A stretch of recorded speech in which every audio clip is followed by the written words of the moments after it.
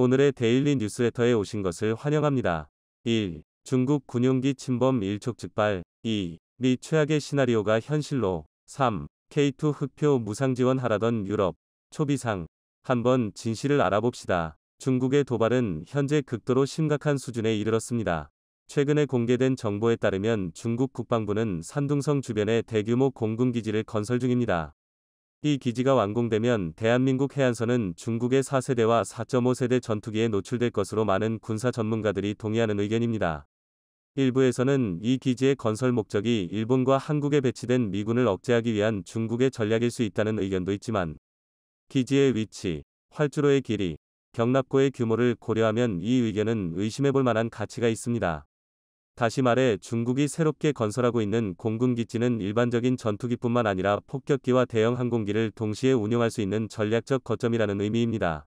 오늘은 호시탐탐 대한민국의 명주를 노리는 중국의 도발에 대해 알려드리겠습니다. 중국은 인민군 창군 이래 그들의 목표를 단 한 번도 바꾼 적이 없습니다.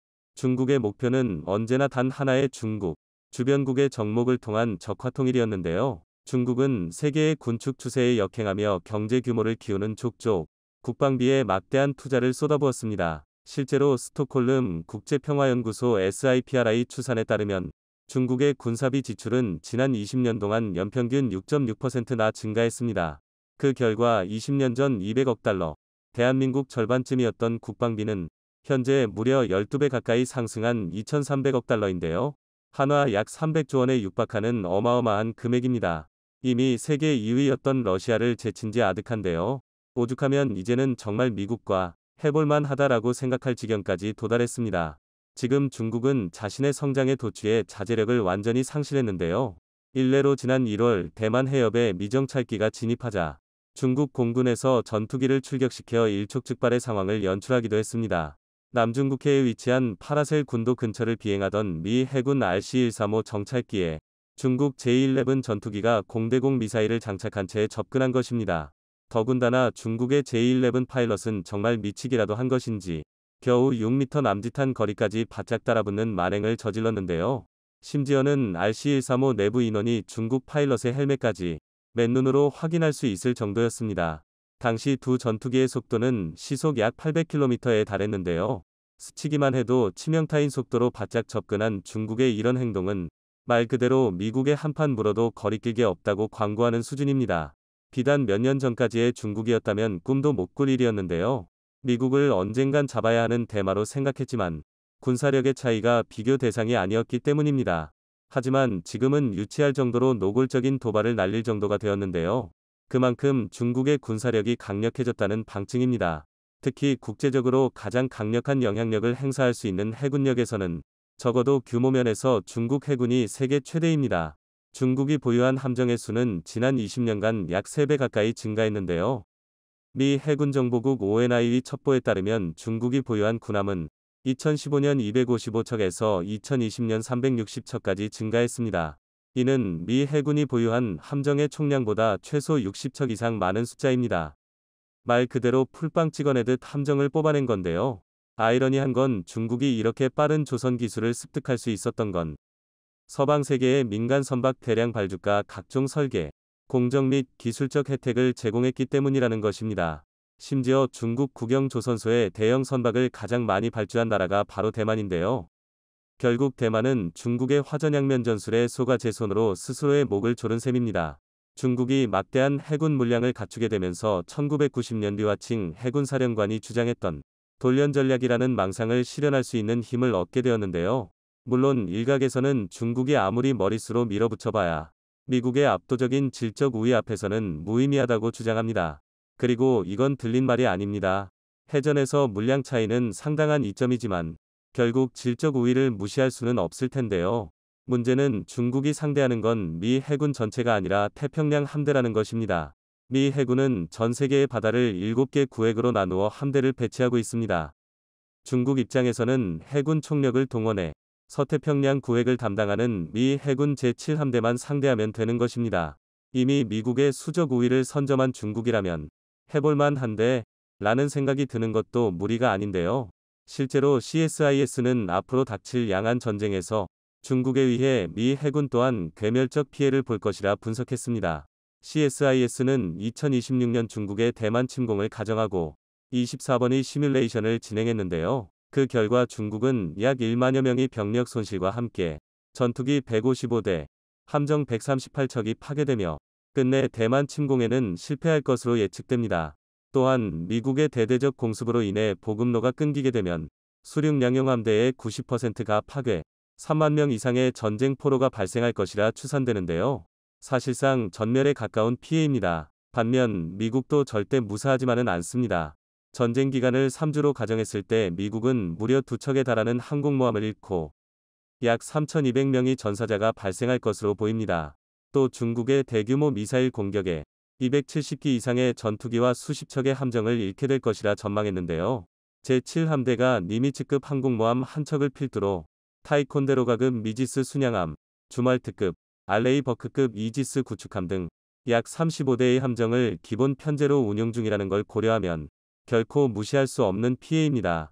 더군다나 CSIS가 실시한 시뮬레이션의 결과대로 미국과 대만이 중국과의 전쟁에서 승리하기 위해서는 2주 이상 미국의 동원이 지연되어서는 안 되며 전쟁 이전에 대만을 완전 무장시켜야 한다는 등 상당히 까다로운 조건이 수반됩니다. 다시 말해 이제는 세계 최강이라는 미국조차 특정한 조건이 갖춰지지 않으면 중국을 상대로 승리를 장담할 수 없다는 것입니다. 이는 대한민국 입장에서 절대 간과할 수 없는 문제입니다. 대만을 둘러싼 미국과 중국의 맞대결은 절대 강 건너 물구경으로 치부할 수 있는 일이 아닙니다.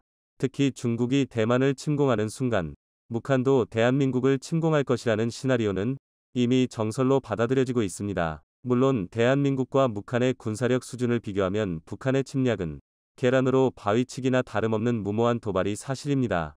이미 규모나 질적인 면에서 한국의 국방력이 그들을 아득히 넘어섰기 때문인데요. 특히 K9, KOA를 의시한 대한민국의 포병 전력과 지역 초토화 전술은 북한 이 발끝조차 따라올 수 없습니다. 이는 최근 실전 사례에서도 쉽게 찾을 수 있는데요. 2010년 연평도 포격 도발 당시 대한민국 해병대의 대포 사격은 그동안 공개되었던 K9의 페이퍼 스펙을 완전히 뛰어넘었는데요. 자유아시아 방송 RFA의 북한 취재 결과에 따르면 연평도에 주둔 중인 인민군 4군 단의 군관 및 병력은 연평도 포격전 이후 대한민국과 전투 자체를 꺼리고 있습니다.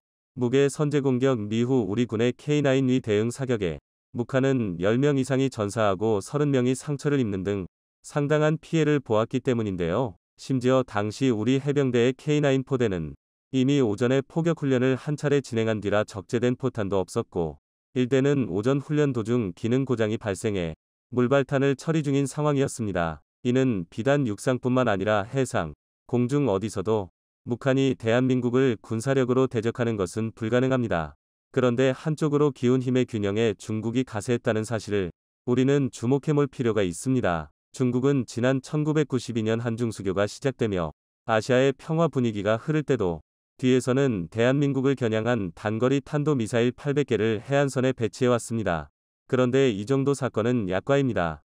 최근 밝혀진 첩보에 의하면 중국이 산둥성 부근에 건설 중이던 대규모 공군기지가 막바지에 다다랐습니다. 문제는 이 기지가 건설된 위치인데요. 칭다오시에서 묵동쪽으로 약 55km 떨어진 시다모자오 일대의 이 공군기지는 대한민국 해안선과 고작 490km 정도밖에 떨어져 있지 않은데요. 아무리 베낀 기술로 만들어진 전투기라 할지라도 중국 공군의 규모는 영국, 러시아를 넘어 세계 2위권의 규모입니다. 더구나 4세대, 4.5세대 전투기를 운용하는 데 가장 이상적인 작전 반경이 바로 공군기지 중심 500km인데요. 이렇게 중국이 산둥성 부근에 건설된 항공기지만 해도 이는 명백히 대한민국을 노린 전략적 배치인데요. 심지어 이 항공기지들은 일반 전투기의 이착륙만을 위한 시설이 아닙니다. 단적으로 활주로만 봐도 중국 공군의 모든 현용 항공기 이착륙이 가능한 2800m에 육박합니다. 게다가 설치된 경납고는 통상적인 전투기의 경납고 크기인 가로 세로 30m를 훌쩍 넘은 50m인데요. 이처럼 비정상적인 크기의 활주로와 경납고는 중국 내륙 깊숙이 위치한 폭격기 운용기지에서나 몰 수 있는 핵심 전략 시설입니다. 쉽게 말해 중국이 새롭게 건설하고 있는 공군기지는 일반적인 전투기뿐만 아니라 폭격기와 대형 항공기까지 동시 운용할 수 있는 전략 거점이라는 얘기인데요. 대한민국이 당장 북한은 참교육할 수 있어도 여기에 중국 공군이 합세한다면 최소한의 피해는 감수해야만 합니다. 즉 중국 입장에서는 북한을 이용해 국지전 양상의 도발만 감행시키더라도 대한민국과 미국의 발을 동시에 묶어둘 수 있습니다. 중국이 이런 효율 좋은 술책을 외면하지 않을 텐데요. 게다가 북한 단독으로 대한민국을 상대하는 건 무리겠지만 중국이 돕는다면 적어도 팽팽한 줄다리기는 가능합니다. 중국과 대한민국은 6월 25일 전쟁 이후부터 지금까지 적어도 군사 분야에서만큼은 단 한순간도 적성국이 아닌 적이 없습니다. 중국의 노림수는 앞으로 완성될 새로운 공군기지를 통해 대한민국의 주요 전략시설 타격을 목적으로 하고 있습니다. 대규모 항공기 운용 인프라를 갖춰놓은 덕분에 쉬지 않고 전투기와 폭격기를 띄울 수 있는 중국의 산둥성 공군기지는 문자 그대로 대한민국을 폭격하기 위한 최적의 조건을 갖추고 있는데요. 그러나 대한민국이 이를 막아낼 역량은 충분합니다. 잔뜩 허세를 부리며 프로파간다로 중국 인민을 현혹. 중국은 45년간 단 한 번의 실전도 경험하지 못한 나라입니다. 심지어 적성국과 직접적인 대립도 없었는데요. 규모 면에서 아무리 막대한 차이가 나더라도 대한민국이 미리 대비하고 준비하면 넘지 못할 벽은 아닙니다. 부디 대한민국이 중국을 포함한 외세의 도발에 흔들리지 말고 앞으로도 계속 자유세계의 평화를 유지하는 한 축으로 성장하길 기원합니다. 대한민국의 방산기업 KAI가 세계적인 항공기 기업 보잉, 로키드 마틴과 어깨를 나란히 할 날이 멀지 않은 것 같습니다. 4.5세대 전투기 KF-21 보라매의 성공적인 비상을 이루어낸 KAI에서 KF-21이 완전한 5세 대화와 더불어 6세대 전투기 기술을 확보하여 세계 7위의 우주항공 기업으로 도약하겠다고 선언했는데요. 그런데 이와 함께 공개된 KAI의 50년 계획표에서 KF-21의 스텔스 함재기화 가능성이 포착되었다고 합니다. KF-21 개발이 KAI의 계획대로만 이루어진다면 미국이 독점하고 있던 5세대 전투기 시장 구조를 한국이 뒤흔들 수 있을 것으로 기대되고 있는데요. 미국이 완성되는 걸 두려워했었던 국산 전투기 KF-21의 미래에 대해 자세히 알아보도록 하겠습니다. 세계 7대 항공우주 기업을 목표로 하고 있는 KAI에서 향후 100년의 미래를 그리는 로드맵을 발표해 국내외 방산 관계자들의 시선을 집중시키고 있습니다. 이번에 공개된 로드맵에서 가장 주목받았던 부분은 역시 KF-21의 향후 개량 계획이었는데요. KAI에서 공개한 자료에 따르면 2026년 체계 개발을 완료한 KF-21은 2028년까지 무장을 확장하는 블락 개발에 들어가고 이후 2029년부터 2033년까지 블락로 성능 개량을 진행하며 완전한 스텔스 성능을 위한 내무 무장창 설계, 센서 내장화 기술을 확보하고 5세대 전투기의 핵심 기술인 데이터 융합 기술과 무인기와 합동 교전을 위한 지향성 고속 데이터 링크를 개발하여 KF-21 블롤크 양산에 들어갈 예정입니다. 그런데 KAI의 대략적인 연구개발 스케줄이 공개되면서 한 가지 의문이 제기되었는데요. 대한민국의 국산 함재기 KF-21 개발은 저중 어느 시점에 포함되어 있냐는 것이죠. 지난 2월 대한민국의 중형 항모의 함재기가 될 KF-21의 국내 독자 개발이 가능하다는 연구 결과가 발표됐었는데요. 국방과학기술진흥연구소에서 수행한 함 탑재용 전투기 국내 연구개발 방안 연구 용역을 수행한 결과 개발과 양산을 포함하여 4조 1천억 원의 예산을 투입한다면 10년 반 만에 전력화가 충분히 가능하다는 결론이 나왔습니다. 개발에 1조 8천억 원, 양산에 2조 3천억 원이 들고 개발 기간은 8년 6개월. 개발 완료 이후 해군 시험 비행 기간을 2년으로 잡아 전력화까지는 10년 6개월이 걸릴 것으로 예상되고 있습니다. 이는 10년으로 예정된 국산 항공모함 개발 사업 기간과 일치하기에 항모와 함재기가 함께 개발을 진행한다면 10년 뒤 KF-21을 탑재한 국산 항공모함이 출항하는 모습을 볼 수 있다는 것을 말합니다. 연구 용역은 국내 연구개발 시 기술적 제한 사항이 없다고 말했는데요. 함재기용 착륙장치, 브레이크, 전기체 등에서 일부 해외의 기술 협력이 필요하지만 이미 KF-21을 성공적으로 개발하면서 얻은 노하우가 있으니 절대 넘지 못할 산은 아니라는 것이죠. 그런데 KF-21은 이 4.5세대 전투기에 머물러 있을 것인지 아니면 완전한 5세대 전투기가 될 수 있을 것인지에 대해서는 확실하게 나온 정보가 없었는데요. 이번 KAI에서 공개한 KF-21의 로드맵 덕분에 대략적인 윤곽이 드러나게 되었습니다. 앞서 계획대로 개발이 진행된다면 KF-21 블락 3이 개발이 완료되는 시점은 2032터부터 2033년쯤이 될 텐데요. 여기서 블록 3의 주요 개발 사항 중 무인기와 합동교전을 위한 지향성 고속 데이터 링크가 포함되어 있었다는 사실을 주목해야 합니다. 무인기와의 합동교전 능력은 KF-1엔 필수적으로 갖추어야 할 기술로 여겨지고 있었고, 개발 과정에서 포함될 예정이었습니다. 지상 레이더 기지 지원을 받을 수 있는 KF-21과 달리 본토와 떨어진 해상에서 중국의 막대한 항공 전력과 교전해야 하는 KF-1에는 반드시 유무인 복합 전투 MUMT 능력을 갖출 필요가 있습니다. 그런데 MUMT의 핵심 기술 중 하나인 지향성 고속 데이터 링크 기술 개발 및 탑재가 블록 3에 포함되어 있다는 것은 스케줄표대로라면 KF-1N 위 개발이 블록 3 개량 이후에 이루어진다는 것을 의미하는데요. 11. 그렇다면 KF-1N 역시 완전한 5세대 전투기가 될 블록 3의 사양으로 개발된다고 보는 것이 타당하겠죠. KAI의 로드맵이 정확하다면 KF-1N은 내부 무장창과 내장형 안테나가 포함된 온전한 스텔스 성능을 갖춘 5세대 함재기로 탄생하게 될 것으로 예상되고 있습니다. 그런데 KAI의 야심찬 계획이 현실화된다면 가장 난감한 곳은 바로 미국인데요.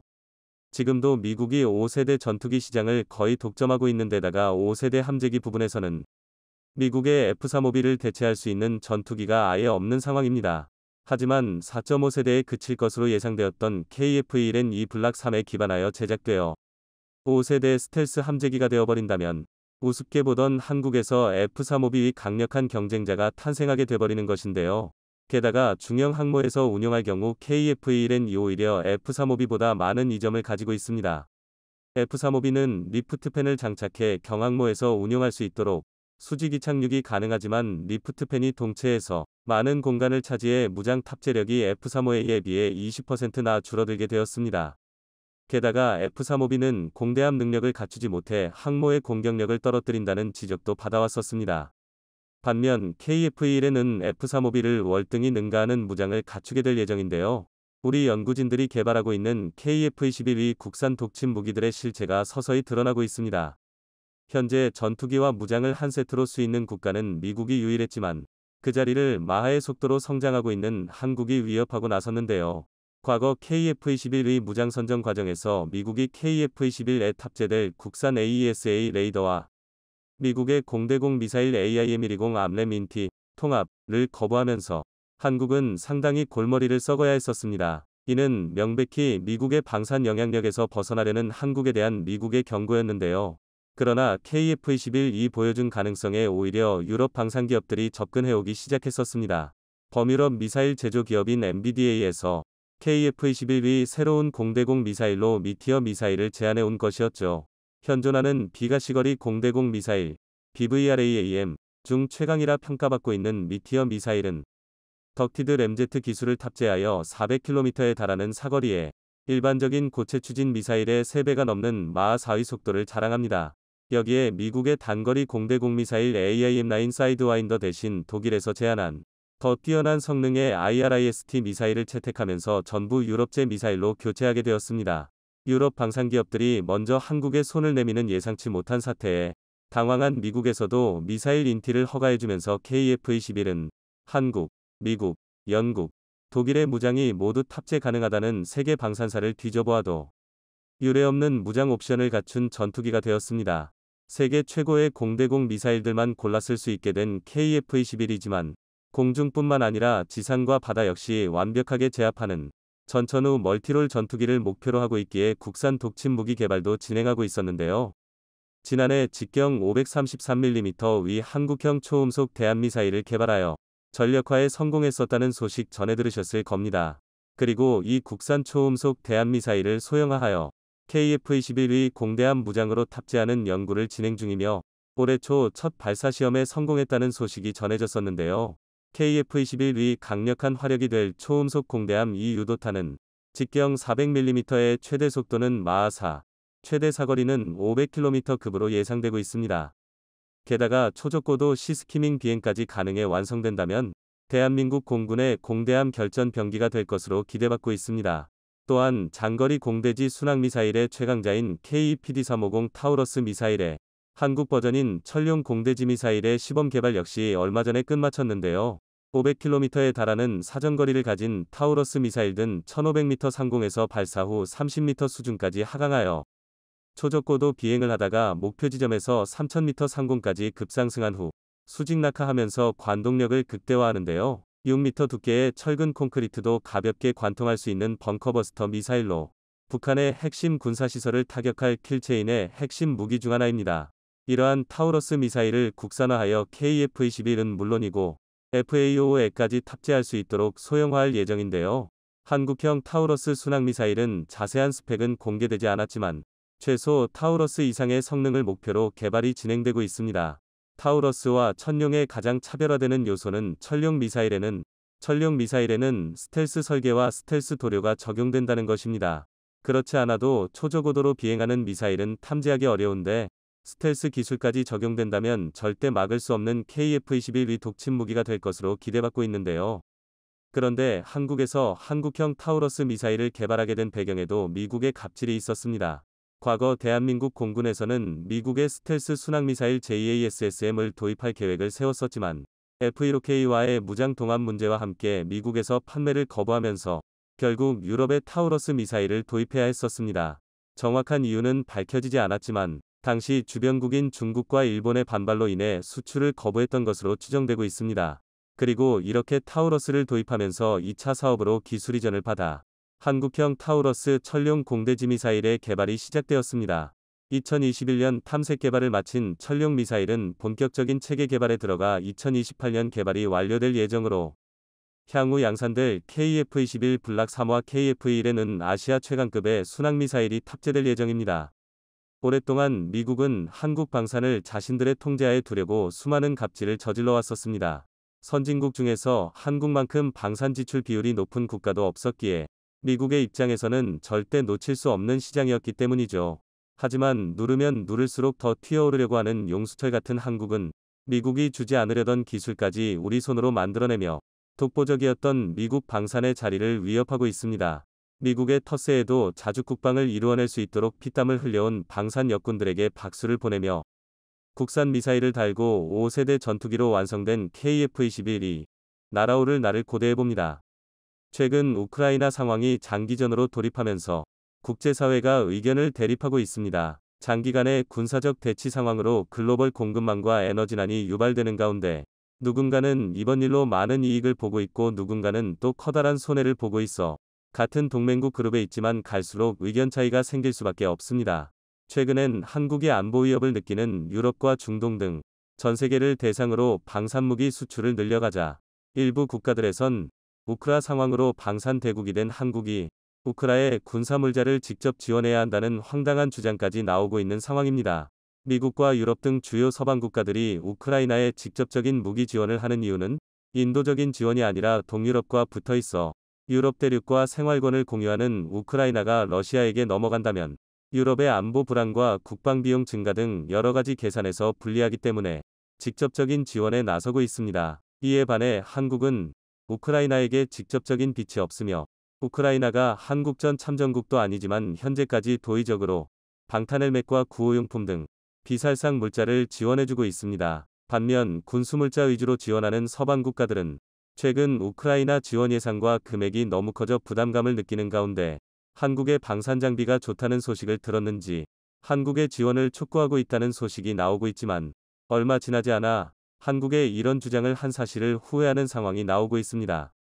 관련 소식을 자세히 알아보겠습니다. 몇 시간 전 노르웨이의 요나스 총리는 자국에 위치한 레나 군사기지에서 기자회견을 열고 독일로부터 레오파르트 전차 54대를 주문하겠다는 발표를 했습니다. 이어서 상황을 지켜본 뒤 18대를 추가로 구매할 수도 있다는 가능성을 남겨두었습니다. 노르웨이는 원래 이보다 더 많은 수의 최신형 전차를 구매하려던 계획이었으나 우크라이나 상황을 분석한 뒤 전차보다는 군사용 드론과 장거리 자주포 등을 더욱 늘려야 한다는 결론을 내리고 전차 구매 물량을 축소했습니다. 노르웨이 차세대 전차 사업에서 막판까지 독일과 함께 경쟁하던 우리나라의 K2 흑표 전차는 아쉽게 고배를 마셨지만 독일제 레오파르트가 선정되는 과정에서 실질적인 전차의 성능과는 관계없는 다양한 요소들이 반영된 것으로 드러나 전차의 성능을 직접 시험평가한 노르웨이 군당국은 K2 흑표를 선정하지 못해 상당히 아쉽다는 입장을 내비치고 있다는 소식입니다. 노르웨이의 요나스 총리는 독일 전차를 구매하겠다는 발표를 하면서 동시에 독일과의 관계를 더욱 강화하는 계기가 될 것이라고 언급한 만큼 유럽연합과 나토의 핵심 국가인 독일의 정치적 영향력이 레오파르트 구매 결정에 큰 영향을 줬다는 분석입니다. 무엇보다 노르웨이군 당국은 독일 전차보다 한국의 흑표가 가격도 훨씬 저렴해 같은 예산으로 더욱 많은 물량 공급이 가능하며 어떤 상황에서도 안정적인 기동성을 보장하고, 현재 노르웨이군이 한국의 K9 자주포와 시너지가 좋은 방산무기는 K2 흑표가 가장 적합하다는 의견을 냈습니다. 물론 독일제 레오파르트 역시 흑표와 마찬가지로 세계 최정상급의 성능을 자랑하는 전차이지만 유일하게 단점으로 작용하는 차이점이 있습니다. 빠르고 정확한 납기가 불투명하다는 것입니다. 노르웨이는 독일산 전차가 2026년을 시작으로 2031년까지 단계적으로 인도될 예정이라고 밝혔지만, 독일 현지의 레오파르트 제조 사정을 알고 있는 관계자들은 현실적으로 이런 납기가 어렵다는 의견을 내고 있습니다. 얼마 전 폴란드에서 한국산 전차를 대량 구매한 이유도 독일 전차가 비싼 것도 있지만 생산량 부족과 납기 지연이 가장 큰 원인으로 작용했다는 것이 원인으로 지목됐을 정도입니다. 그만큼 독일과 정치적인 관계를 고려해 언제 받을지도 모르는 전차를 주문한 노르웨이는 한동안 전차 전력에 공백이 생길 우려가 나오고 있습니다. 다만 한편으로는 흑표의 노르웨이 수주 실패가 오히려 긍정적인 요소로 작용할 수 있는 상황입니다. 먼저 국내 방산업계 관계자들은 지난 2년 가까이 노르웨이가 몇 대 안 되는 도입 물량을 가지고 K2 흑표와 레오파르트를 저울질하면서 수많은 검증 시험을 요구했고 한국은 이에 응했습니다. 그런데 노르웨이의 예상보다 K2 흑표에 대한 시험 결과가 좋게 나오니 지난 1년간 K2 흑표 도입 협상을 절충교역으로 진행하자며 NSM 대한미사일과 흑표를 맞바꾸거나 아니면 노르웨이산 고등어와 흑표를 바꾸자는 제안을 하기도 했습니다. 이미 한국은 장거리 지대함 미사일 개발을 완료해 실전 배치를 앞두고 있는 만큼 노르웨이와의 수지타산이 맞지 않는 절충교역을 할 필요가 없었고, 다른 국가와의 협상에서 안 좋은 선례를 남길 우려가 있었습니다. 게다가 한국이 유럽 내 자주포 시장을 평정하고 동유럽 군사무기 시장을 장악해 나가자 유럽연합과 나토를 주도하는 독일이 한국을 견제하고 있는 것으로 보입니다. 이번 노르웨이 전차 사업 결과를 보아도 그렇고 현지의 독일 언론사들은 일제히 세계 무기 수출 4위를 눈앞에 두고 있는 한국이 이번 우크라이나 상황에 가장 많은 반사 이익을 보았다며 도의적으로 우크라이나에 대한 무기 지원에 나서야 한다는 주장이 나오고 있습니다. 하지만 한국 측에서 이에 동의할 수 없는 이유가 있습니다. 먼저 한국의 무기 수출은 현재 생산량이 턱없이 부족한 미국과 독일 등 기존 방산 강국들이 공급난에 빠져 있는 상황에 유럽의 안보를 지켜주기 위한 단비 같은 존재가 되었는데, 이는 전 세계 유일한 분단 국가인 한국이 외부 세력의 국방과 안보를 맡기지 않고 자주 국방을 이루기 위해 끊임없이 군사기술 연구개발에 투자한 결과입니다. 무엇보다 한국이 경제적으로 어렵던 시절부터 이뤄낸 자주국방의 결과물이 지금 우리나라를 지키고 있는 자주포와 전차병력, 잠수함과 전투기, 엄청난 화력의 미사일입니다. 한국의 이런 세계 정상급 첨단 전략 자산은 세계에서 가장 빠르게 가장 많이 만들 수 있습니다. 대표적으로 우리나라가 현재 운용 중인 K9 자주포의 경우 미국의 자주포 1500대와 중국의 자주포 2200대보다 훨씬 많은 3040대들 운용하고 있을 정도로 굉장히 작은 땅에서 엄청난 대수의 자주포를 굴리고 있습니다. 3000대가 넘는 자주포를 전부 관리하기 위해선 매년 실전 같은 훈련으로 즉각적인 전투 투입 준비가 되어 있는 것은 물론 수리와 유지관리 등 지속적인 정비가 필수적이며 생산 능력 또한 갖춰야 합니다. 한국은 유럽의 국가들이 평화 속에서 안일해진 국방력으로 변해가던 와중에도 주변의 강대국들에게 둘러싸여 긴장의 끈을 놓을 수 없는 상황이었기에 이런 생산력을 가질 수밖에 없습니다. 또한 북한과 중국을 비롯한 안보 위험 요소가 있기에 항상 대비하고 있어야 하는데, 한국의 국방물자를 무상으로 지원한다면 가장 좋아하게 될 곳은 북한과 중국이 될 것이고 한반도 안보 불안을 가져올 수 있어 우크라이나 군사무기 지원은 무리라는 입장입니다.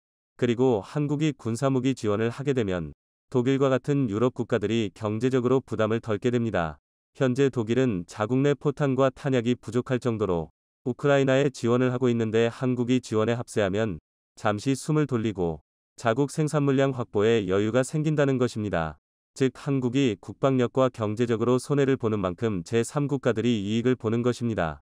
게다가 국제적인 분위기상으로 미국과 유럽 등 서방 세계와 러시아 측이 지속적인 종결 협상을 진행하는 것으로 보여 한국이 섣부른 판단을 하면 국제적으로 낙동강 오리알 신세가 될 수도 있다는 우려도 있습니다.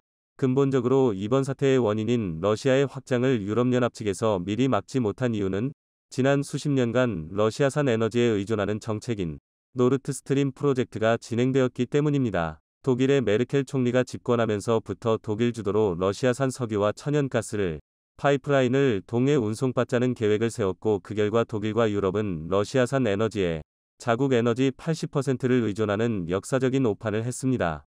유럽 대부분의 국가들은 나토에 속해 있고 나토의 핵심은 러시아를 군사적으로 견제하는 것인데 군사적 대척점에 있는 러시아에게 국가의 에너지 주권을 내어주게 된 것이 러시아가 유럽 영향권 안에서 마음대로 할 수 있는 자유이용권을 준 것과도 같습니다. 푸틴 역시 사태 초반에 유럽이 우크라이나를 지원한다면 유럽으로 가는 천연가스와 석유를 끊을 것이란 엄포를 놓은 것만 보아도 이번 일의 근본적인 원인 제공은 유럽이 했다는 것입니다. 결과적으로 러시아를 막지 못한 유럽으로 인해 전 세계적인 에너지 가격 폭등이 일어났으며 군사적 충돌로 여러 국가가 손해를 보고 있는데 왜 이제 와서 한국에게 방산물자를 지원하라는 것인지 납득할 수 없는 상황입니다. 한국은 이미 주변의 강대국들로 자주 국방을 하기에도 부족하며 현재 빠르게 납기할 수 있는 유일한 군사장비인 한국산 장비가 탐난다면 정당한 가격과 대가를 지불하고 구매해야 할 것이며 무상지원과 같은 무리한 요구는 지양해야 합니다. 최근에 나토 사무총장도 한국에 방문하여 나토와 유럽 국가들이 자신들의 힘만으로 우크라이나를 지원하는 데 많이 부족하다며 한국 정부를 향해 군수물자 지원을 촉구했다는 사실이 미국 월스트리트 저널에 의해서 알려졌습니다. 그런데 나토와 유럽의 요구사항을 듣다간 한국은 또 다른 지정학적인 위기를 맞이할 수도 있습니다. 한국의 군방력 공백이 생길 가능성은 물론이고 북한과 인접하고 있는 러시아 측이 한국에 대한 조치로 북한을 지원한다면 한국에 대한 군사적 위기가 증폭될 수 있다는 것입니다. 만약 이런 상황이 되어도 유럽에서 책임질 가능성도 매우 낮습니다. 따라서 한국은 군사무기를 직접적으로 지원하기보단 방탄헬멧이나 의료용 군수물자 등을 지원하는 방향이 좋을 것입니다. 이번 노르웨이 전차 사업에 흑표가 아니라 레오파르트가 선정됐지만 노르웨이가 차세대 주력 전차를 시험하는 과정에서 2배 가까이 저렴한 흑표가 성능적으로 레오파르트를 압도하는 부분도 있어 전 세계에 흑표의 우수성을 알리게 되는 계기가 된 것은 물론이고 노르웨이 군당국은 흑표를 원했지만 정치권에서 독일과의 관계를 고려해 전차를 선정한 것으로 오히려 다른 국가에서 K2 흑표를 선정할 때 성능과 기술력만큼은 레오파르트와 비벼볼 만한 압도적인 전차로 인식하게 되었습니다. 따라서 앞으로 더욱 커져갈 글로벌 전차 시장에 흑표가 더 좋은 성과를 낼 가능성이 높아지고 있습니다.